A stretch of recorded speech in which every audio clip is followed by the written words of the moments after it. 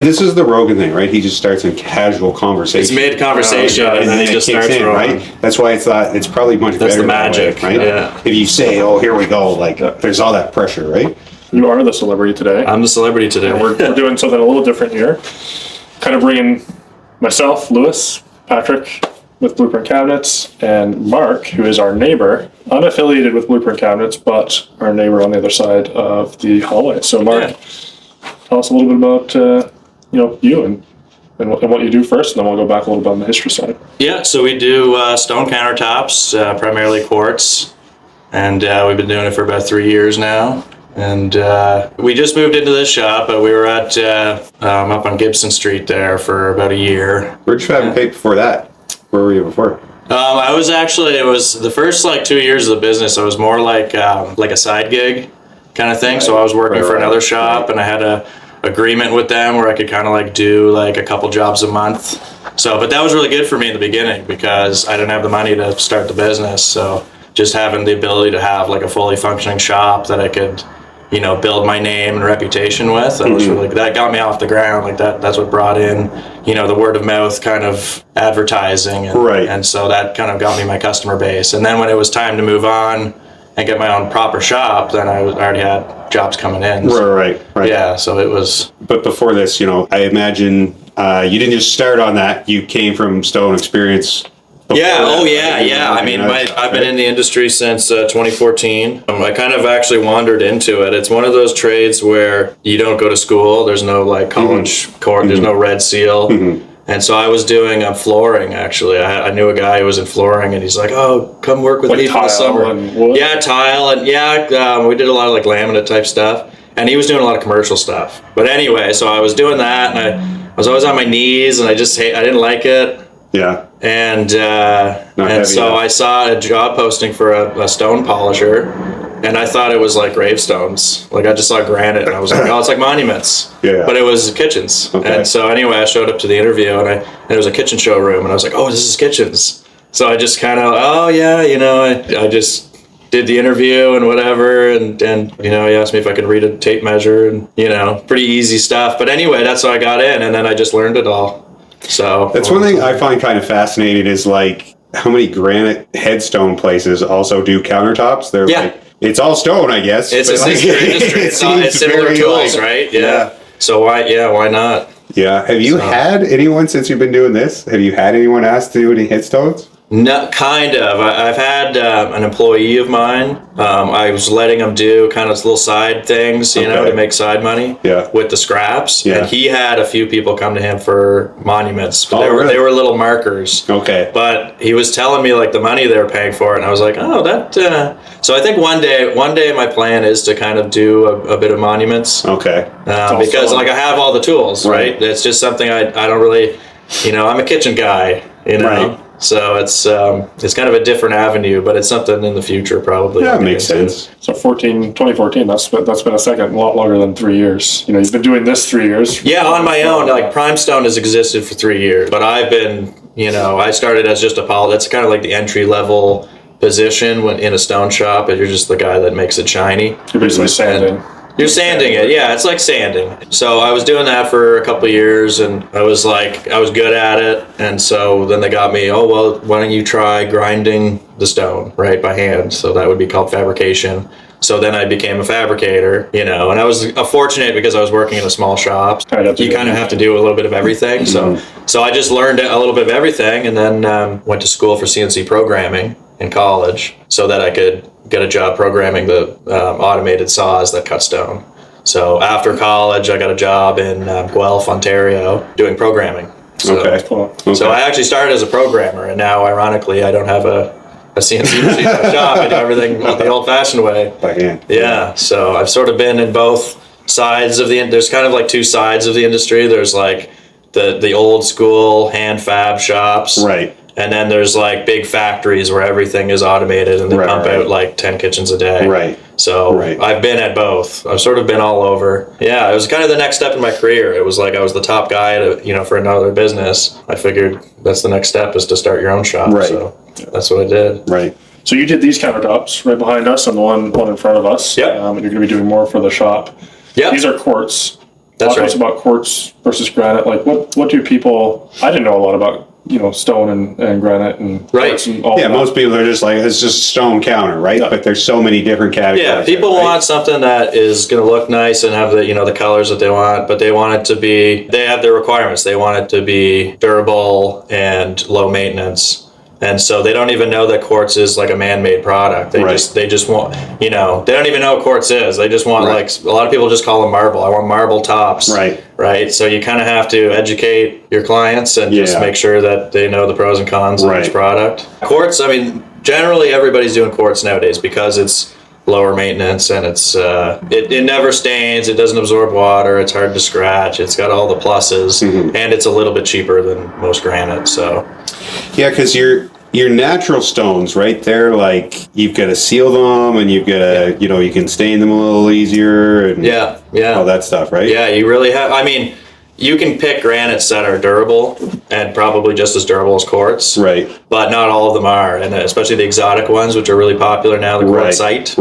Right. That's different than quartz. Right. So, and quartzite really stains. Slightly more different names for that. That's not at all. Yeah, and I think it's the quartz industry. I think they try to make it seem natural, like a natural product. So they call it quartz. Okay. It is technically 97% quartz. Right. You could call it quartz, and you could kind of call it natural. But it's an engineered stone product. That's the term. Right. Is engineered stone. And that's why you can get such nice, even features throughout. Yeah, and that's another benefit of it, is that every single slab looks exactly identical. So you can buy 2 or 3 slabs for your kitchen, and that every single piece is going to look the same. There's no variation, which with natural stone is like an inevitable part of. Imagine there must be dye lots, right? They must have you want the slabs to all come at the same time, just because you got the same color. 3 years later, it might be a little different. Or and that's something. Have you run into that? Yeah, that is something I run into. A lot of times, people will want us to replace like one piece in their kitchen. Right. But you can't if it's over a couple years old. You're never going to get a matching dye lot. Right. And so the way dye lots work is that in the factory they'll make like a run of 70 slabs in one color. Right. And then they'll retool the machines to make a different color. So then when they come back again to make the original color, it's going to be slightly different. Right. And so that if you're seaming 2 pieces together, that shade of white in the background might be, just off enough that you're going to be able to just barely tell. What about, I think you mentioned to me once, about the UV and the sun on it too, like that'll change the color a bit over time. Yeah, quartz, I mean, you can't use quartz outside.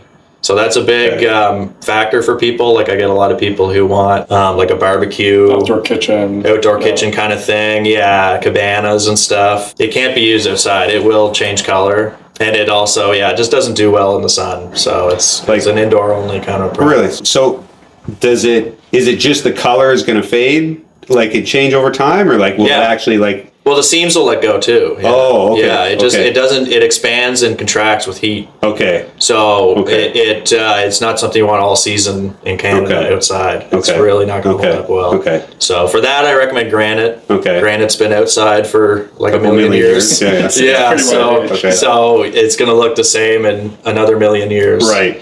So it'll probably be the last thing of your house. Right. That still looks original in 50 years. Right. So there are benefits to both. You just need to weigh the pros and cons and understand the product. Right. So let's talk that through a little bit. If I'm like torn between the two, granite's going to cost a little bit more. What does granite do that quartz doesn't? I mean, we just talked about outside. Or would it? I would just put that out there, because there are some entry line granites too, right? But there's really cheap granite out there, but it's you get what you pay for, right? So the really cheap granite, like it's generally the more consistent patterns. Like it's just kind of a speckly black and white kind of thing. So they're out of style right now for one. So a lot of people just don't want it.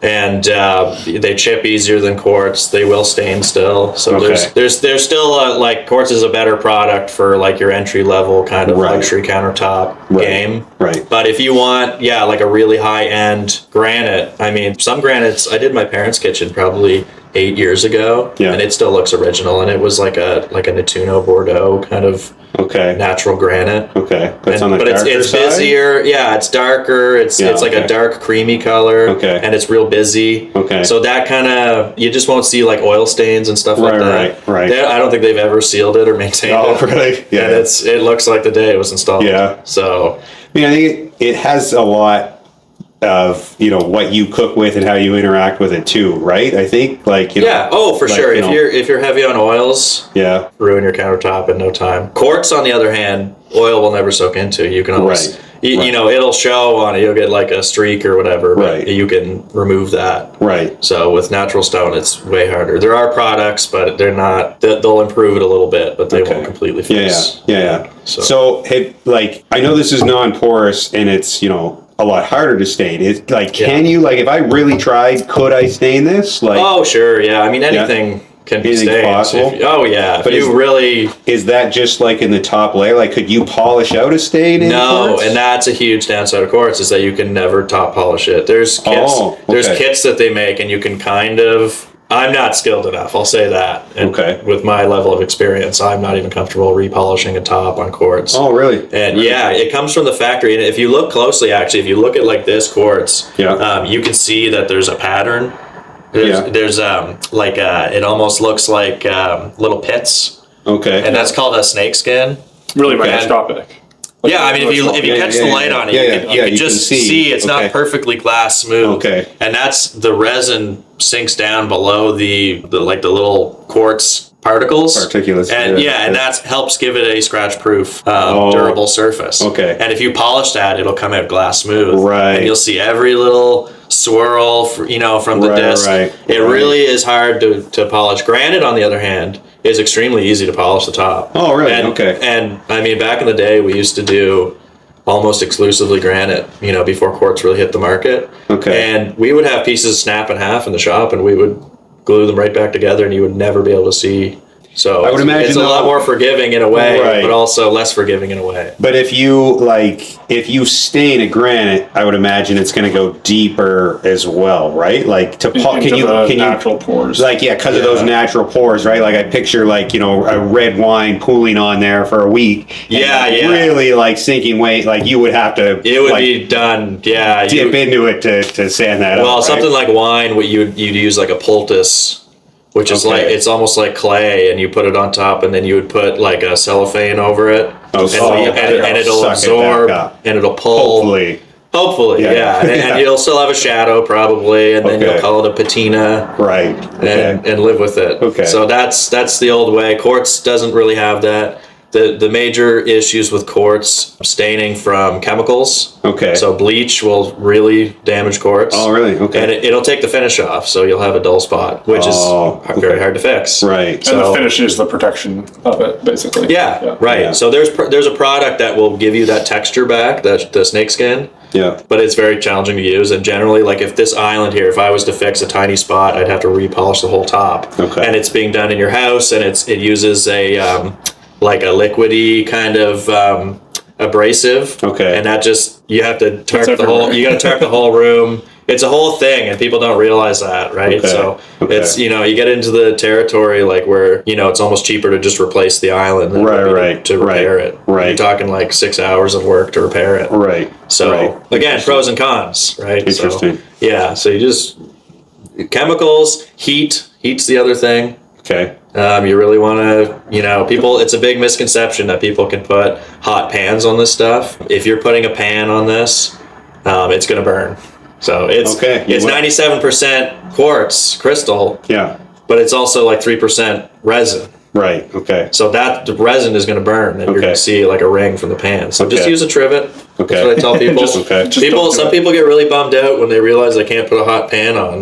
For some reason it's a selling feature, but that's a granite thing.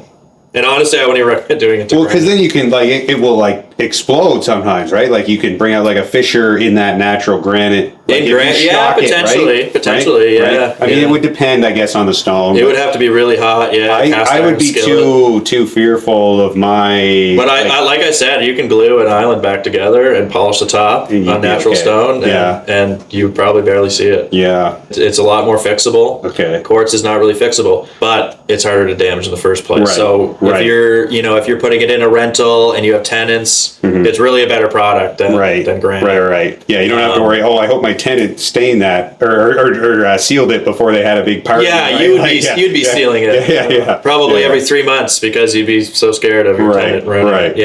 It's just not worth it to have a natural stone for a rental property. Right. That makes and also it's more expensive. You know what I mean? Right. So, right. You know, you can put a quartz like this. Like this is like sort of a high mid range. Right. You know, it's like a luxury. You know, it's nice. It's nicer than the granite you get for the same price, sure. and it's way more durable. Sure. So for the average consumer, quartz is the best product. Okay. So that's why we're doing 99% quartz jobs now. Right. So it's completely taken the market. Right. I was going to ask you because you were talking about like you used to do granite on everything. Now it used to all be granite. Quartz. Like what other changes have come around in the countertop industry since you started? I mean, other than that, that's been for sure the biggest one. It's completely changed the entire market. Tooling, obviously, for quartz has all the tooling is focused at quartz now, and there's new products now. So there's porcelain coming. You know, you get like slabs of porcelain.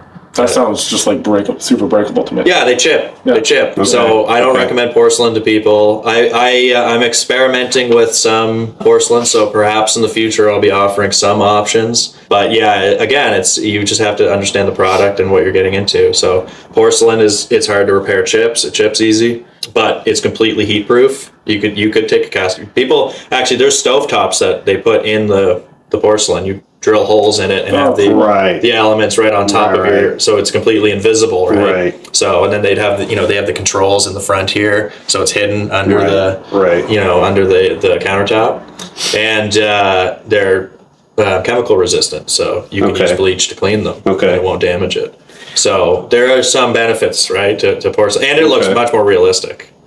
So some of these porcelains look like 100% legitimate marble stone. Yeah, you get porcelain that looks like a $20,000 slab of marble. So it seems everyone wants that marble look, but I don't know that most people could live with marble on a day-to-day basis. No, marble. I definitely do not recommend people get marble for their kitchens. Yeah, bathrooms. Bathrooms maybe. Sure. I mean, some people are okay with living with they call it the patina. Yeah. And they're comfortable with living with the mess or whatever, But I would not recommend spending $10,000 on something that's going to stain and scratch and bruise. Yeah. Marble bruises if you hit it. Oh, really? With a hammer or something, it'll leave a bruise that can't be polished out. Like what does it do? Like it's like a white spot that's whiter than the rest of it. Where it's all kind of shattered internally. Yeah, exactly. And so it's you can't polish it out. Okay. So you'll always see a little white spot even if you polish it. Really? So granite doesn't do that? Granite will just crack into a million pieces if you hit it. Yeah, granite is quite fragile. I mean, marble can be fragile too, but granite is very brittle, so it's all or nothing. It either you can hit it with a hammer and the hammer will bounce right off, or it'll completely crack in half. Yeah.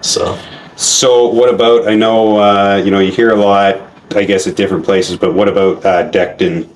Decton is a porcelain product. It is. They all have. Yeah, some brands will call it porcelain and some will call it sintered stone. Oh, okay. It's the same kind of process as porcelain to fabricate to make the slabs. It's fired in an oven like porcelain would be. Okay. So it's somewhere between. It's like you could get sciencey with the terms, like what they mix into it. So it's not porcelain. It's like a ceramic byproduct or whatever. Coke versus Pepsi. That's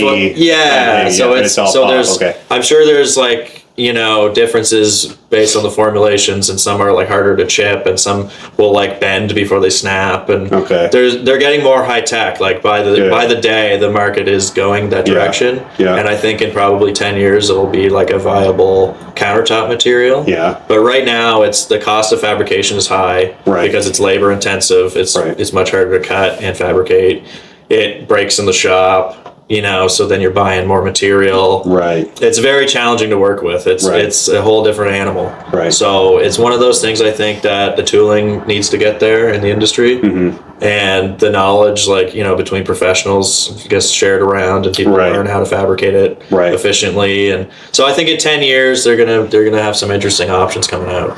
So are the porcelain ones like similar to Decton? I know is like the actual pattern is just basically printed on the top.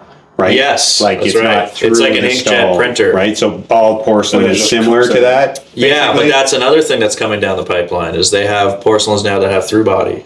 Oh, so they've been experimenting with them for the past couple of years, where it's almost like quartz on the body. So you'll see like a really realistic print on the top that looks just like genuine marble, and then the veins on the side are kind of like cheesy looking. Okay, they're not realistic, and it looks like it was just painted on. Yeah. So those kind of give me a bad taste in my mouth when I see them, because it's like you're trying too hard. Right, I agree. I'd rather just have a white edge and just ignore it. Yeah. But some of them that are coming out now are really, the through body looks pretty convincing. Okay. So again, I think the market seems to be moving in that direction. It's kind of like on the frontier. It's on the horizon. Okay. So for now, I think the consumer should focus on quartz. Right. And quartz is evolving too. There's new translucent quartz now that you can backlight. Oh, really? That's for like the ultra high luxury kind of stuff. But it's out there. It's got there's all new formulations for quartz that makes it more durable. Okay. So it's both markets are evolving, but I think the sintered stone stuff is probably where the market's going to go eventually in the future. Right? Yeah. Just because you can't. I mean, you still wouldn't cut on it, right? I mean, I think it would. I would. It does scratch a little easier than quartz. Does it? Yeah. A little bit easier. You get those like hairline scratches that you can see in the light. Right. Because it's again, like quartz has that little texture to the top. Right. That hides it a little bit. It kind of hides it a little bit, but the sintered stone's like a mirror. And it's actually, I've seen lots of sintered stone, like jobs that are installed, decked on, that type of thing. And it's almost like, it's so shiny, it almost looks wavy in the reflection. Oh. So maybe that's just because I stare at it all day. Right. It's so shiny that it shows everything. Right. So you kind of want some texture on top. Okay. So that snakeskin texture is kind of essential. Okay, that makes sense. Interesting. So we kind of went down the rabbit hole of all the different kinds of things you can get out there. But if someone's coming to you looking to get a countertop for a kitchen, what should they be asking you, and what are you helping them kind of navigate? So I mean, I like I was saying before, I help clients with like just general knowledge. I try to educate, because most people don't know what they're buying. So you try to give everybody the pros and cons, to each product and what works best for them. And the other thing is shopping around a bit. So I try to get people the best price I can get them, and that comes through the material cost. I mean, there's the thing about quartz is that there's many different brands, and a lot of them have the same kind of variety. But, brand A might have a cheaper Calicata than brand B, but brand B might have a cheaper Carrera than A, right? So you can shop around a bit for your customer and sort of get them the best bang for their buck. So I try to educate people on that, and give them different options and sort of work with them within their budget, and also just informing people on the misconceptions of quartz. A lot of people come to me with misconceptions about it's I never have to wipe it down. It's the future of, oh, I'm serious. Yeah. So you really have to educate people to set their expectations for the product. And then it's just a matter of shopping around and just trying to get them the best price you can get them. Well, no, I've been amazed, like, in the quoting you've done for me on my projects, like compared to the post-form laminate, Arborite, some people call those basic countertops, right? Like those just seem to go up and up and up. Yeah. But since my last kitchen business, 8 years ago, whatever that was, it seems like the quartz has come down in the fabrication, like in the cost of the sheets and the fabrication, almost like that gap is tremendously narrowed to the point that now I'm like, why would you get a laminate countertop when this used to be 5 or 6X, right? But it's not anymore. That's right. Yeah. You might as well spring it, for the quartz, because, the long-term benefit of having something that's more durable versus laminate, it's almost, and it's come down a lot because there's more competition in the market. So you're getting a lot of like international companies selling quartz, Chinese, Indian. Right. Quartz is coming from India now. Really? And just Asia in general is really producing quartz in mass.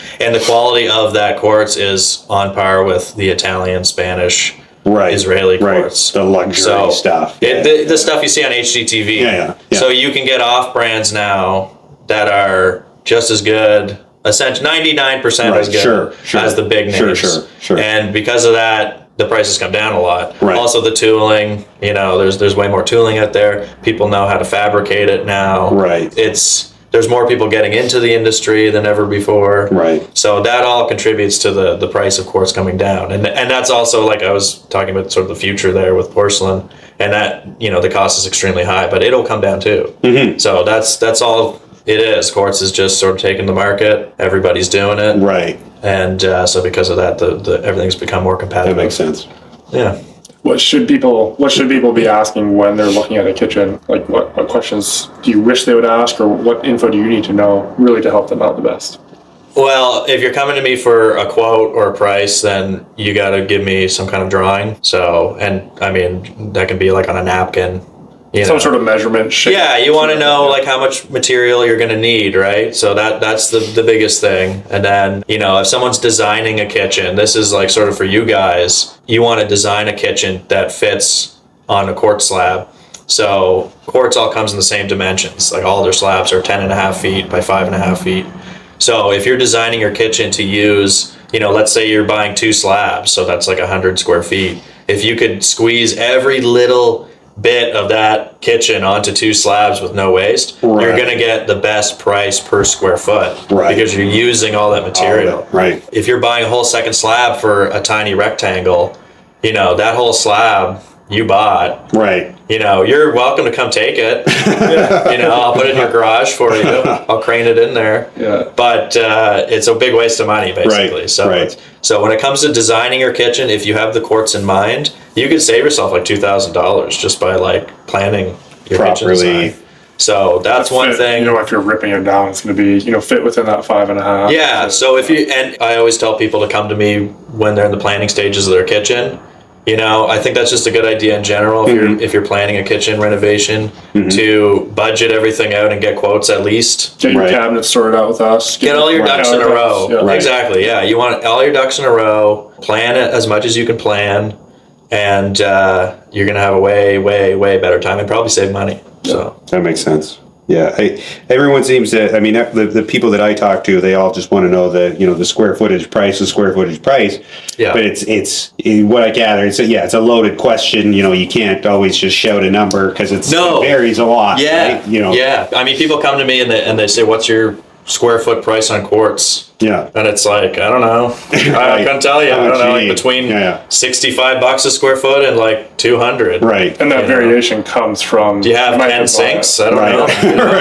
How much work am I going to have to do? Right. So that's kind of my calculation for pricing is I just, the cost of materials. They come by the slabs. So if I buy 2 slabs for 50 square feet, then, your price is going to be higher. But the labor, if you have a whole bunch of custom work, right, you're gonna have that could go up too. So right. If it's just a rectangle for an island and 2 rectangles on either side of a stove, right, that's going to save you some money because I can send it out in a day. Right. So, these waterfalls, these beautiful waterfall edges. That's custom. That's a little bit more of a premium. A little bit more of a premium feature, yeah. Okay. So anything like that, and also just the square footage of a waterfall, it's like 9 square feet per side. Right. So most really people probably don't calculate that, right? They just look, it's a 3 by 5 island. Yeah. They don't think about the 18 square feet on both sides they added. Yeah. And these are the costs of aesthetics. Right. So if you want it to look pretty, then and you got the money to put on it, then sure. I love doing a waterfall edge. I think they look awesome. Yeah.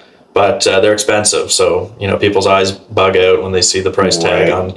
They'll get me to quote an island with and without a waterfall, and then they're, whoa, it's that much extra for the waterfall. Yeah, it is. Well, I mean, when you think it's like, I guess this island in front of us, right? I mean, if you just cut off these waterfalls and put them on top, it's pretty much the island again. It's a double. Yeah, it pretty much doubles your square footage. Yeah, and all the work for the mitered corners and moving. Oh yeah, and this one here actually, it took me I'd say probably a good 3 to 4 hours to install it, just to glue it and polish it and clean it. And, it's a big process, so it costs. It costs Makes a little sense. extra. So, and that's the same with the full height backsplash. Some people want the quartz for the backsplash. That's starting to get really popular. Yeah. And I do them. They're challenging because you got to cut out the electrical outlets and they have to be exactly bang on. Right. You're going up in between. Under the hood vent. Right, so you're kind of getting interesting shapes, and the tolerance is very low. Right. So everything has to be exact.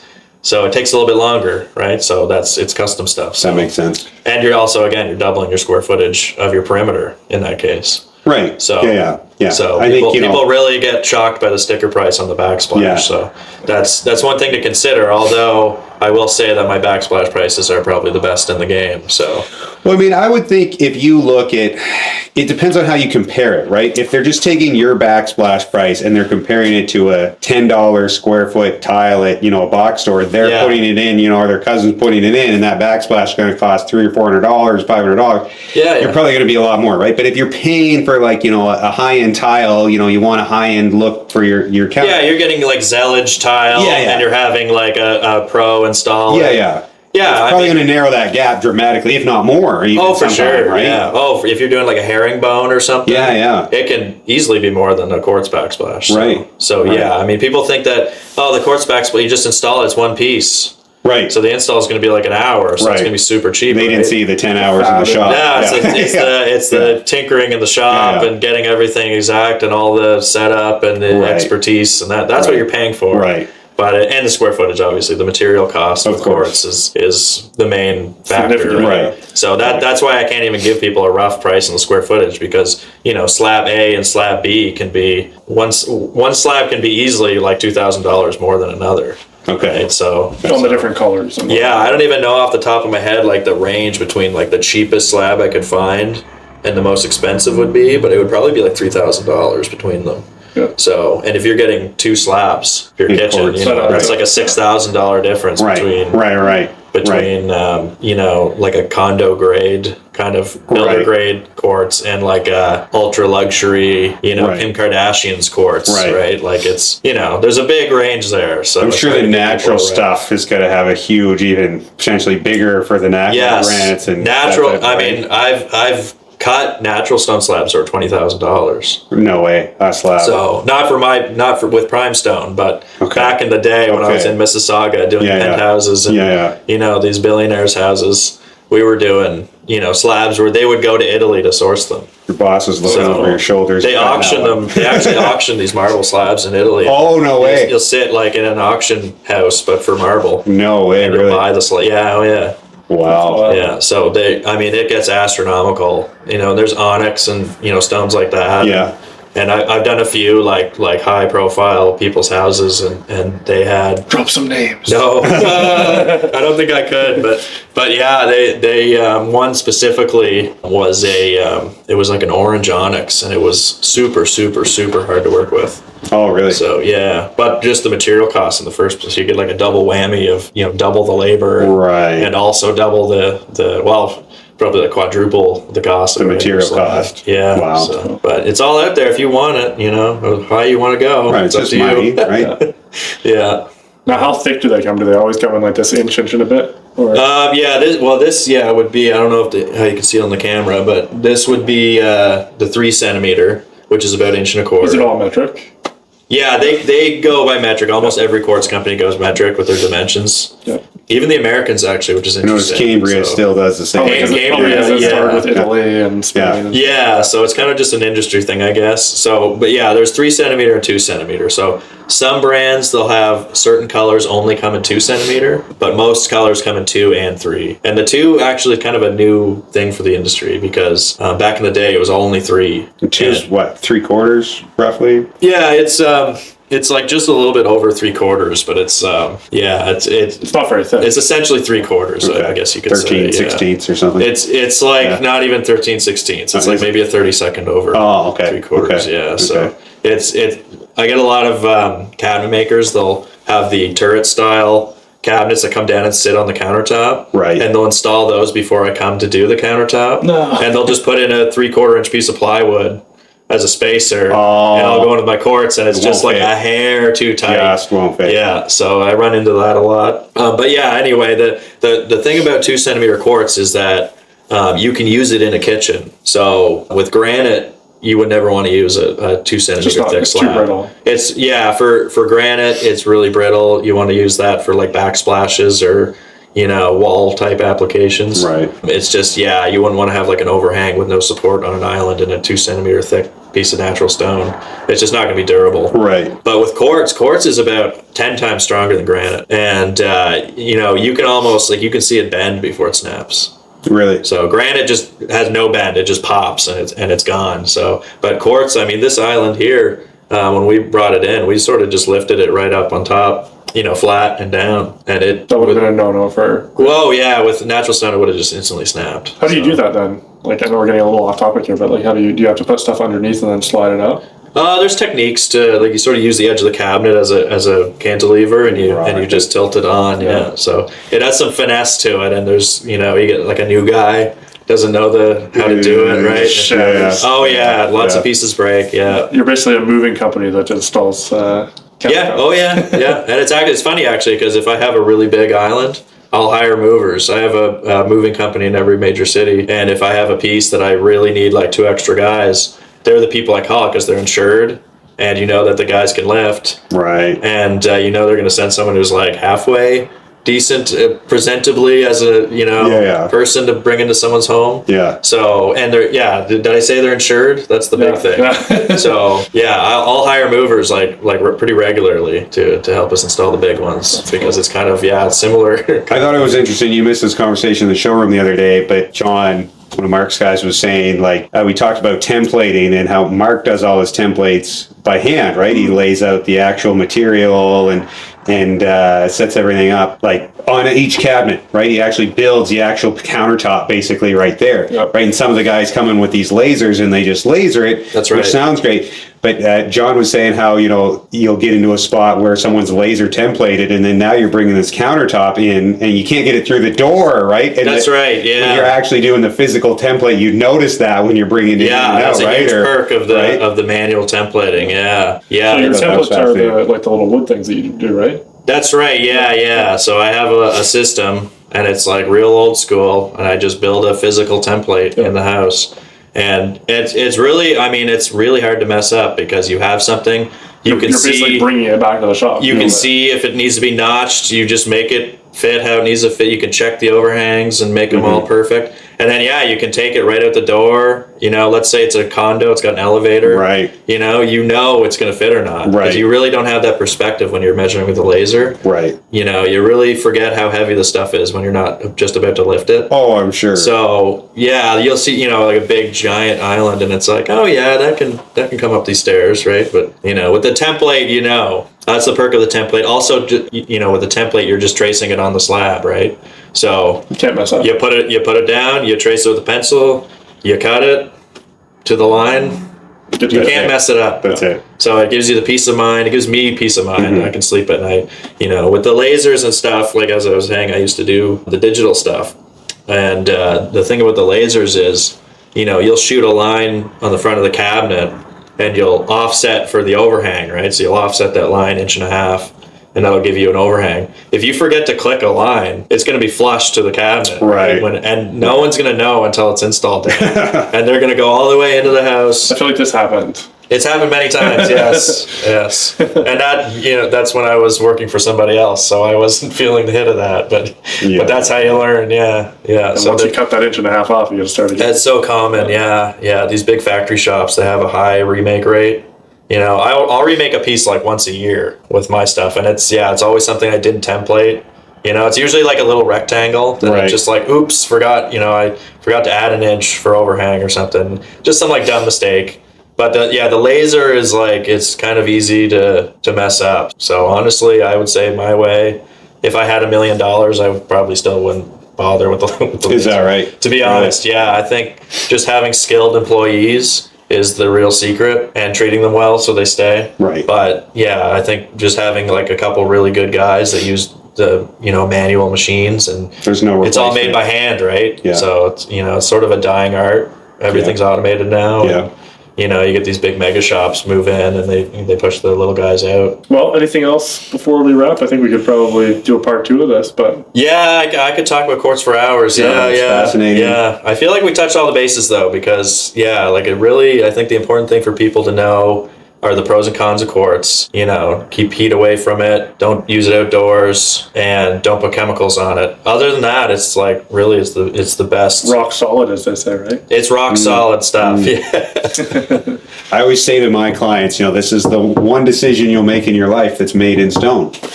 There you go. Yeah. There you go. You can use that. But we'll use that for the slogan. Yeah. New company slogan. Yeah. You know, you don't even refinish your cabinets, but you're probably not refinishing your quartz countertop, right? This is once you make this decision, this is a permanent thing. That's it. It will outlast the dinosaurs, right? Like, yeah. This stuff, honestly, like it all has a lifetime warranty. Right. So, and that's from the manufacturer. And that's something we could touch on before we go. Sure. The manufacturers of the quartz. If you're looking for quartz, you want to make sure you have some quartz that comes from a brand, a middleman, if you think of it that way. Like, because they have warranties. Right. So a lot of quartz, you get it from a C-can, you know, so the fabricator will be selling quartz out of a C-can, and the warranty's on them. Right. So and they charge full retail price for that. And what happens in 5 years and you burn it and you got to replace it. Mm-hmm. Or someone sits on the overhang or jumps on it.